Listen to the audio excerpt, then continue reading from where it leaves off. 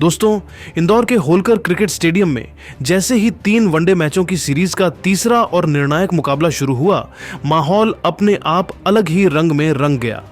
पहली गेंद फेंकी जाने से पहले ही स्टैंड्स में बैठे फैंस की धड़कनें तेज थीं और जब रोहित शर्मा और शुभमन गिल ओपनिंग के लिए मैदान पर उतरे तो हर किसी को महसूस हो गया कि आज कुछ बड़ा होने वाला है। रोहित ने शुरुआत से ही आक्रामक रुख अपनाया। गेंद चाहे ऑफ स्टंप के बाहर हो या पैड्स की तरफ, हर डीली डिलीवरी को उन्होंने सजा दी। उनके चौके सिर्फ रन नहीं बल्कि कीवी गेंदबाजों के आत्मविश्वास पर सीधा वार थे। रोहित के आउट होने के बाद मैदान में उतरे विराट कोहली और स्टेडियम का शोर एकदम नए स्तर पर पहुंच गया। विराट ने आते ही अपनी क्लास दिखाई। बेहतरीन टाइमिंग, सटीक शॉट सिलेक्शन और पूरी तरह नियंत्रण में बल्लेबाजी। दूसरी ओर शुभमन गिल भी अपने नेचुरल फ्लो में नजर आए।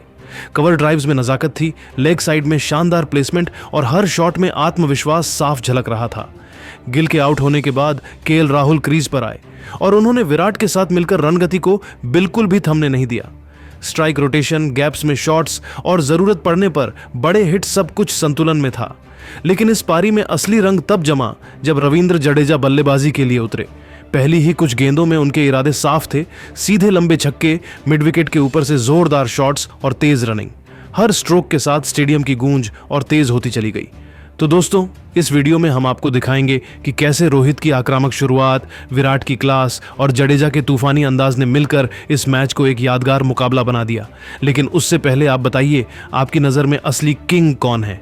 कमेंट में ज़रूर लिखिए और अगर टीम इंडिया के सच्चे फैन हैं तो वीडियो को लाइक और शेयर करना ना भूलें। दोस्तों, इंदौर के होलकर क्रिकेट स्टेडियम में आज की शाम शुरू से ही खास लग रही थी। जैसे ही टीम इंडिया मैदान पर उतरी, स्टैंड्स में बैठे हजारों दर्शकों का शोर यह साफ बता रहा था कि यह मुकाबला सिर्फ एक मैच नहीं बल्कि सीरीज की किस्मत तय करने वाला है। टॉस के समय जब कप्तान शुभमन गिल ने पहले बल्लेबाजी का फैसला किया तो कई क्रिकेट एक्सपर्ट्स चौंके जरूर, लेकिन पिच को देखकर यह साफ था कि यहां रन बनाना आसान होगा। बस सही शुरुआत की जरूरत थी। भारत की ओर से पारी की शुरुआत करने उतरे रोहित शर्मा और शुभमन गिल ने पहले कुछ ओवर पूरी समझदारी से खेले। दोनों ने नई गेंद की हरकत को परखा, गेंदबाजों को खेलने का समय दिया और शुरुआती जोखिम से बचे। लेकिन चौथे ओवर में रोहित शर्मा ने जैकब डफी की एक फुल गेंद पर ऐसा क्लासिक कवर ड्राइव खेला कि स्टेडियम तालियों से गूंज उठा। उसी ओवर में पॉइंट के ऊपर से निकला चौका साफ संकेत था कि अब रोहित गियर बदलने वाले हैं। छठे ओवर में शुभमन गिल भी खुल गए।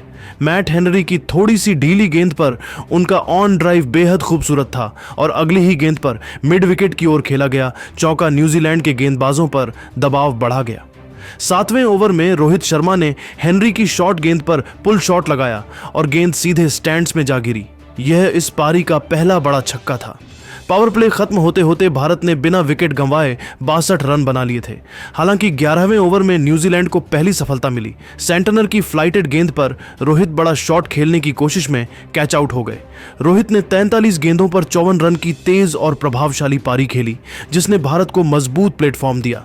इसके बाद शुभमन गिल ने जिम्मेदारी संभाली और स्ट्राइक रोटेट करते हुए पारी को आगे बढ़ाया। गिल ने स्पिनरों के खिलाफ शानदार फुटवर्क दिखाया। 15वें ओवर में उन्होंने सेंटनर के ओवर में लगातार 2 चौके लगाए, एक कवर के ऊपर और दूसरा स्वीप के जरिए। लेकिन 18वें ओवर में जैकब डफी की अंदर आती गेंद ने उन्हें चकमा दे दिया और गिल एलबीडब्ल्यू आउट हो गए। शुभमन गिल ने 68 रनों की बेहतरीन पारी खेली, जिसमें टाइमिंग और संयम दोनों का शानदार मिश्रण था। अब मैदान पर आए विराट कोहली और यहीं से मैच का असली रंग बदलने लगा। विराट ने आते ही पहली डीली गेंद को कवर ड्राइव के जरिए चौके में बदला। उनका बैट स्विंग, संतुलन और आत्मविश्वास देखकर साफ लग रहा था कि वह लंबी पारी खेलने आए हैं। दूसरे छोर पर श्रेयस अय्यर ने भी कुछ अच्छे शॉट लगाए, लेकिन 24वें ओवर में क्रिस्टन क्लार्क की गेंद पर वह विकेट के पीछे कैच दे बैठे। अय्यर के आउट होते ही एक बार फिर दबाव की स्थिति बन गई। इस नाजुक मौके पर विराट कोहली को मिला केएल राहुल का साथ। राहुल ने आते ही खुद को समय दिया। शुरुआती 10 से 12 गेंदों में उन्होंने सिर्फ सिंगल डबल लिए, लेकिन जैसे ही लय मिली उन्होंने कट और ऑन ड्राइव से बाउंड्री निकालनी शुरू कर दी। विराट और राहुल की जोड़ी ने पारी को दोबारा पटरी पर ला दिया।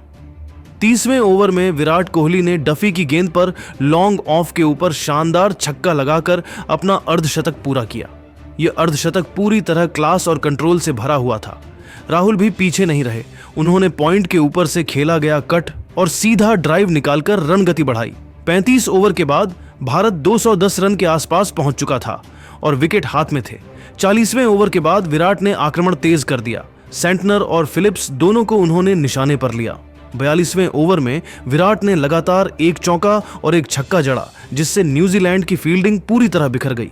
44वें ओवर में विराट कोहली ने लॉन्ग ऑन के ऊपर गगनचुंबी छक्का लगाकर अपना शानदार शतक पूरा किया।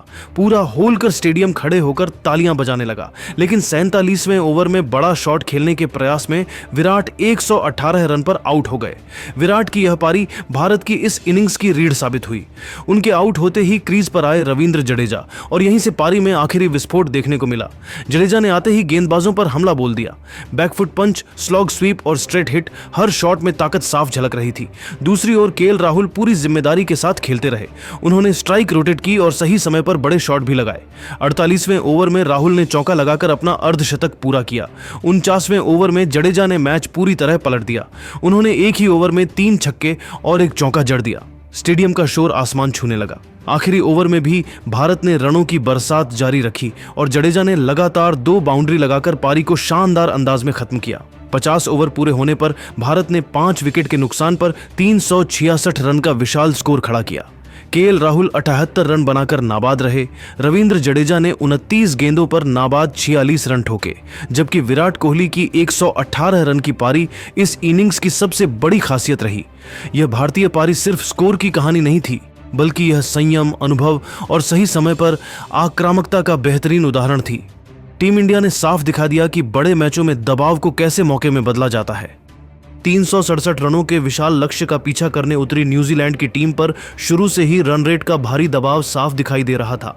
टिम सेफर्ट और टॉम लैथम ने शुरुआत में जोखिम न लेने की रणनीति अपनाई और पहले कुछ ओवर सिर्फ स्ट्राइक रोटेट करने पर ध्यान दिया। हालांकि भारतीय तेज गेंदबाजों ने नई गेंद से इतनी सटीक लाइन और लेंथ रखी कि कीवी बल्लेबाज खुलकर हाथ नहीं खोल पाए।